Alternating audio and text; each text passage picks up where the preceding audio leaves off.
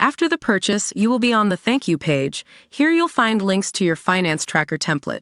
Once you click any link on this Thank You page, you will be redirected to the template page. And when you land here on the template page, you just need to click on this blue button right here, located in the upper right corner, right here, saying Start with this template.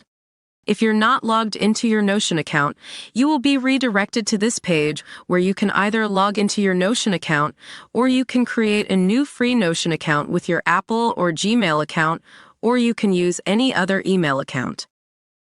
Once you're logged into your Notion account, you will get this pop-up asking you to add copy of this template into your Notion workspace.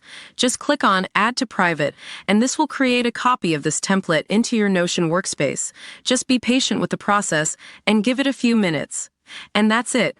Now you can edit, modify, or customize this template as per your requirements. If you find this Notion tutorial to be helpful to you, then make sure to like this video and subscribe to our channel.